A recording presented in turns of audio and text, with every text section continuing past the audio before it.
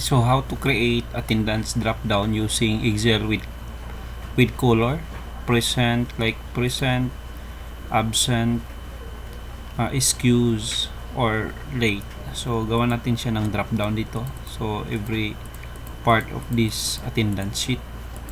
Okay, first we need to highlight this one.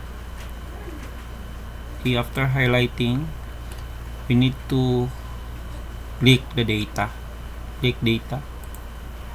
Okay, after clicking the data, you need to click this one. So data validation. Okay, you need to click the data validation. After clicking the data validation, click allow. So you need to click this one down, then you need to check the list. After checking the list, okay, you need to input the source, which is present, late, excuse, absent. So okay lang natin, click okay. So after ma-okay, so ito na yung drop down, may drop down na. So you need to click present kung present, late kung late, excuse kung excuse, absent kung absent. Okay, so now wala pang color po. Ito yung ito yung drop down natin. So to input the color, so we need to so we need to highlight this one. Then after highlighting, so we need to click home. Then after click home, we need to click the conditional formatting.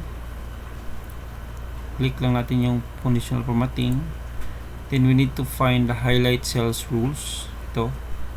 So under the highlight cells rules, click the text contains. Ito, text that contains. Then click.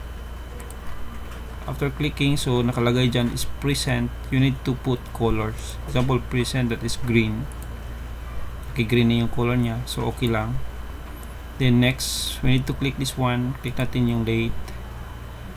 The same process. Click the conditioning format under the highlight cells rules. Text that contains, example, yung late is dark yellow. Okay lang natin. Next is excuse, same process. Okay, then click lang natin ng color, that is color light red. Okay lang natin. Then click natin yung absent. So same process. So text, then lagyan natin ng red and dark. So ito, light red fill with dark red text. Okay lang natin. So after that, so may combination of colors na yung mga attendance niya. Example, for May 14, click ninyo dyan is late siya. So iba yung color. Example, May 15 is nag-excuse yung bata. So iba yung color. May 16 is absent yung bata. So ito na.